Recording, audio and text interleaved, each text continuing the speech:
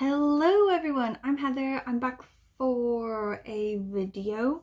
I'm not going to say a quick video like I normally do because I'm not going to lie to you again. I don't know how long this is going to take. I'm just going to throw that out there. This is the Moody Book Tag. I was tagged in this by Sean the Book Maniac and his is brilliant. So I'll link it below. Like all of his vids are brilliant, but this one is particularly good. Also, I went to look at the original of it, which is Slanted Spines or something like that. And I had not heard of her before, but I have just subscribed because she is quite funny. Her video is good as well. I'll link that one below. But she's created this. And in her little like blurb about it, she said she's an INFJ, you know, so like emotionally charged or whatever. And I'm actually an INFP. So very close. I feel like we could be mates. I might tell her that. Anyway, whatever. The questions on this, there's 11 questions, so I'm hoping to get through it really fast, but let's be honest, 11 questions could take me like 4 hours. Okay, so the first question is, do you consider yourself to be a mood reader? And the answer is, I don't really know. And loads of the people that were doing this tag, they're just like, yes, no, like whatever. Like they know themselves and their minds really well. And it has me really worried now. Like, do I know myself at all? Do I know anything about myself? Like, is all of this wisdom and knowledge that I've come into magically in my 30s just all an illusion and I actually know nothing about myself?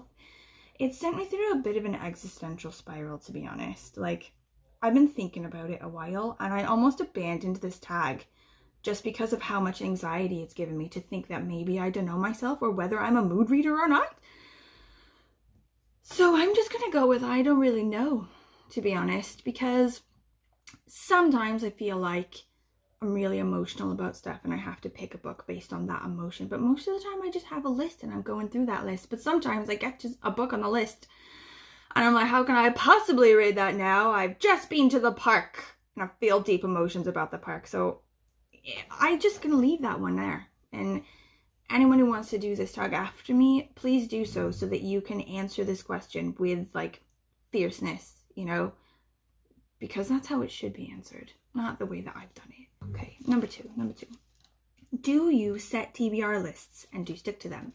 And the answer to that one is I do set TBR lists and I do pretty much stick to them mainly, but I give myself quite a lot of wiggle room just in case. So I always have like a theme or something for the month. Like this month, I'm gonna read crime books, or like this month, I'm gonna get through my library pile. Like, wow. But it's always like, say, 10 books or something in a stack. And I'll just sort of like, it's not like I have to read that one first and that one. Like, I'll just sort of like dip into the stack as and when, you know. And then when it gets to the end of the month and I'm like coming down to the end of my stack, I'm like, do I want to read that, blah, blah, blah. And that's when we get, you know, the battle, but whatever. We'll not talk about that again.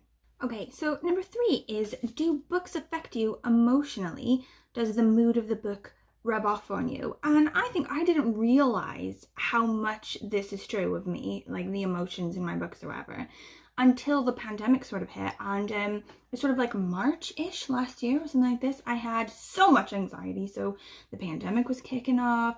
There was like loads of really bad flooding in South Wales, like in the area where I live. Like people were like hella displaced, you know, huge sort of like road problems. Also, the election was really kicking off back home and it was like looking like that was not going to go the way that I wanted it to go. Like, it's okay now, but oh my God. And I just had a lot of anxiety built up, and it was also dewy-thon. And Welsh literature is gorgeous. I love the shit out of it, but it's a bit grim. A lot of it is based on like, you know, thousands of years of like Celtic warrior like legend and myth and like a lot of deaths. It's just grim. And I had to abandon it last year. Like this year I did really good and I really loved it. But last year I just threw that shit out because anxiety plus grim Welsh literature was just making for like a weird, like existential anxiety soup. It was bad. And I think that's when I like first started to really grip and like understand how much my books affect my mental health while I'm reading them. And at the minute, actually, so the book that we're reading for my so-called book club, the 90s book club, is The Coldest Winter Ever by Sister Soldier. And I've always wanted to read this. It's been on my list since PBS's Great American Read came out, and it was one of those. I was like, oh, this is going to be great, but I never got around to it. So with this book club thing, I was like, yes, it's going to be amazing. And I like kicked it off last month, but it's grim and I'm feeling a lot of anxiety again. Like, loads of people are getting vaccinated. I'm like, am I going to have both my vaccines before I go home? Am I going to be able to go home this summer? I really miss home. I haven't been home in ages.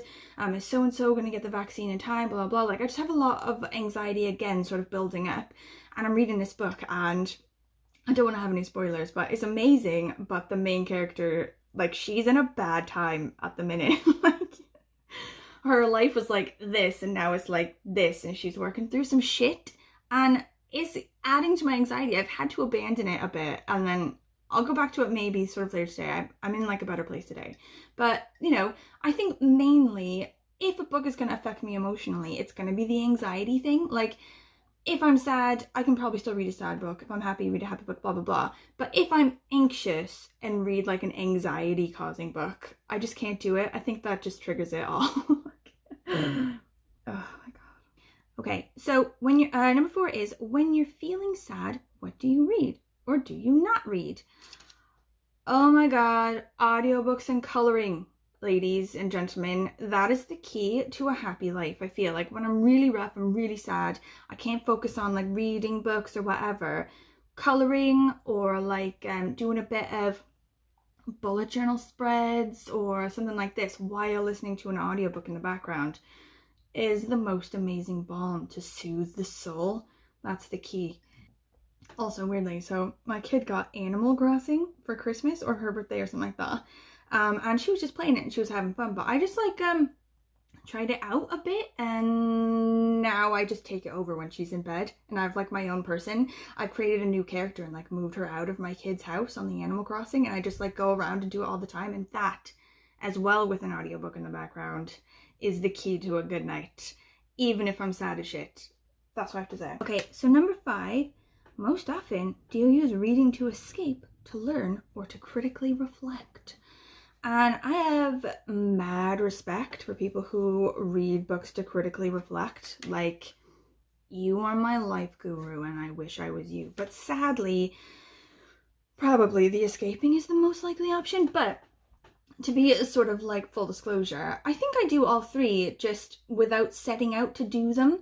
Like, reading is just my like go-to hobby. It's my default thing to do when I'm not doing anything else, you know, like I need to clean, I need to do blah blah blah, and then I do those things, and then it's like, well, now I'll read, just because there's nothing else to do.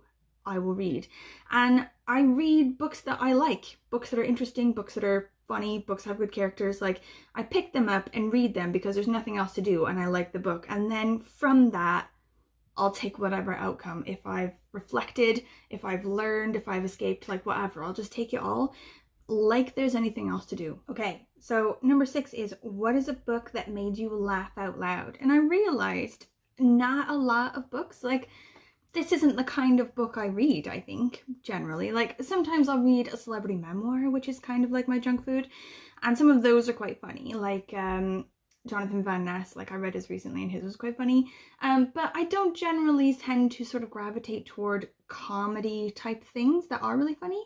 I quite like the sort of like sad and deep ones, which I feel says a lot about me. But one that I did read last year, I think, and I did like a video about it, like I might link that below. It's a bit embarrassing, but all of my old videos are so embarrassing. But like, I did this whole video about how hilarious it was, and it is like, what's the name? I know it's by, oh yeah, Wishful Drinking by Carrie Fisher. So Carrie Fisher's hilarious. I love her so much, and she's written more books that I should read, definitely. But this one was like, I think her first memoir, or like her main memoir or whatever. And it had me bursting out laughing, even just talking about it like months later. She'll sort of say something like, she met up with this guy who said that he wanked to her every night for like 10 years or something, and she's like, only 10? She's like, well, who do you wank to now? Like, what? Who has replaced me in like your wanking? Anyway, she's just funny as shit. Like, her life is so weird and her humor is so dark, and I just love it. Like, I would say definitely read that one. It was amazing. Number 7 is, what is a book that has made you cry? Or if you don't cry, one that has really moved you? Whoo, do I cry? Honey, yes, I cry. So the most recent one was last month when I read One Moonlit Night by Craddock Pritchard. So this one is like basically about a kid growing up in North Wales, and I think like the turn of the century or something, maybe like 1910s roughly. And his mother is his whole world, and she ends up going insane or something, like she has some mental health problems, and she ends up being like committed to an asylum, and he has to go with them to put her in the asylum. And that broke me. Like the descriptions of him just weeping and like having this meltdown after committing his one family member, or like the one family member he has left, to this asylum. Oh my god, it broke me. But also I was thinking about another one. Like ages ago I read shit, let me look now. Oh yeah, A Tree Grows in Brooklyn by Betty Smith. Whew, also sad. So again, I think this one is turn of the century again, like 1910s, 1920s, roughly. I can't remember. Anyone who knows, correct me if I'm wrong. But this girl growing up in Brooklyn, and her parents love her, you know, but her dad is an alcoholic and dies a very tragic death, and they're very poor, and the mother has to be very hard. Like she's, you know, loving in her way, but also hardened by extreme poverty and being in love with an alcoholic for like her whole adult life. And there's just a gazillion places in that book that had me weeping like a child. Also, I remember when I was in high school and I was reading the Harry Potter books. I think it's like the second to last one or something. Is it like Half-Blood Prince or something? Me and my friend on the phone to each other, weeping to each other about the death of Dumbledore. Holy shit, he just drops off that tower like a bag of bricks. Sorry if that's a spoiler for anyone. But we are not the same after that. We have like emotional trauma after reading about Dumbledore dying when we were in high school. Okay, so number 8 is, what is a book that you didn't even know how you felt about? I feel like this is kind of a lot of them. Like Sean in his one, he was like, I have very strong opinions and I know exactly how I feel about a book from the go. And I am envious of that, because I would love to have that kind of certainty about literally anything in my life. I think a lot of the time, like even just a single page can completely change my mind about a book, like all the way. So I think like sometimes when I'm really loving the book up until the end, and then the ending happens and I didn't like the ending, that can sort of be like, oh, did I like it now? Or did I not like it? How important was the ending to me? Or like the opposite, like I didn't really like the book, but I was like, hold on until the end, and then the end was amazing, and now I don't know if I loved it or not because the rest of the book wasn't very good. But also if the book is really intense, like confusion wise, you know, like they're trying to push you in different ways and like mess with your mind, like any sort of mind fuck book, I always get to the end and just think, my mind is so blown, I don't know how I feel. Like there's no possible way for me to know. So like one I was thinking of was Fools by Pat Cadigan, and this book is just like a total mindfuck. Like it messes with you all the way to the end, and then you're sort of left a bit fried, like someone just stuck you with an electrical pole and you're just shooting smoke out your ears. You don't know how to think. And it sort of took me a while of digesting and thinking about it before I was like, actually I did really like that, and it was sort of one of my faves for the year. But another one that sort of happened recently that I buddy read with Sean is Last Night at the Telegraph Club by Melinda Lowe, and it was really good. I really liked it. I really liked the setting. It's like 1950s Chinatown, and it's this girl who's a teenager and she's sort of starting to realize that she's a lesbian, but she doesn't know how to go about it, and her family just like feels shame, and also there's like a bit of Red Scare because they're Chinese. It's all sort of thrown in, and I really liked it. But then the ending just sort of happened. It just sort of came up to the end and then died, and loads of things were left, like, you know, in your mind, you're like, what happened to so-and-so? So-and-so wasn't touched on anymore after that slight mention. What happened to so-and-so? Why did that happen? Like things that didn't clear up all the way. So after that now, I still don't know how I feel. Like, was the sort of insufficient ending enough to sort of make me not like the book overall, or I don't know how I feel about it still. Number 9 is, Are you more likely to read on a sunny day or a cloudy day? But like I said, because reading is like my default thing to do when there's nothing else to do, I just read on every day because what the hell else is there to do? So like if it's a cloudy day, I might read inside with a blanket. If it's a sunny day, I might take it outside for like a picnic read. The weather only determines how I will read. It's not about like more likely to read on that kind of day. I think maybe it also affects what kind of book I read. Like I've got several books going at a time pretty much always anyway. And you know, maybe I'll pick up a book based on the weather. I don't know, I should do an experiment. I should do like a scientific experiment, like write down the weather and how I'm feeling, like roughly on like a 1 to 5 or like an emoji, you know, simple like how I'm feeling, and then the book that I chose to read, and sort of over the course of time see what happens. Oh my god, this is such a good idea. This is a great way to waste time for no reason, guys. I'm always looking for things to do instead of work during work time. Okay, experiment, scientific, very scientific. This is going to be so amazing. Okay, so number 10 is, do you usually set the mood when you read? As in like music or lights or smells or whatever.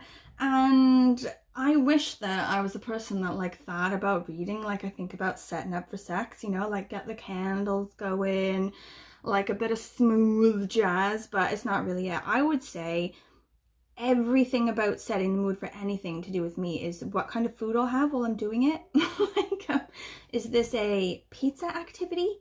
Is this a light snack, as in chips / crisps activity? Like, everything I do and everything I think in like the terms of setting apart my day is what kind of food will I be having while I'm doing that thing. You know, loads of friends will be like, oh, do you want to go to so-and-so? And I'll be like, but what kind of food is there though? Like, if the food is unacceptable, the activity is unacceptable, and you know. So I do set the mood with my book, like reading and everything, but mainly just to do with food. Like, ooh, get my book out, get some Doritos, some Fanta, yes, you know, get really into the mood. Irish Catholic style, mood setup. Okay, so last one is 11. Can you leap from book to book, or do you need buffer time between them? And I just hop book to book, definitely. Yeah, I've always got several books on the go. And like, as I'm closing one, I'll go on Goodreads and give it a rating and close it out and say I finished it, and then add the next one on that's replacing it.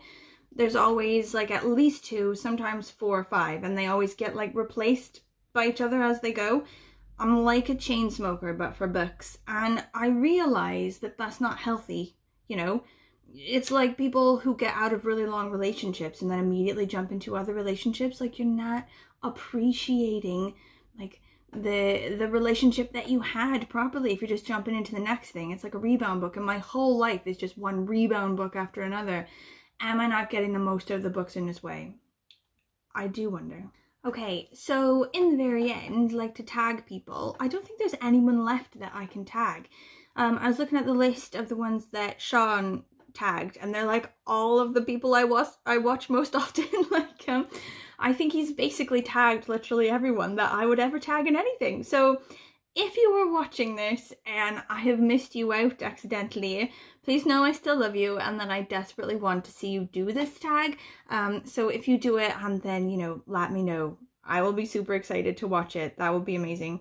It is very interesting to sort of watch ones that other people do, because it's something you don't really think about. Like, oh, how emotionally like invested are they in their books? You know, how do books affect them emotionally? It has been really interesting. I might make my husband sort of do this, because I feel like I've learned a lot about some people, friends on the other side of the planet. So if I knew that amount about my husband who lives in my house, that would probably be good for our relationship.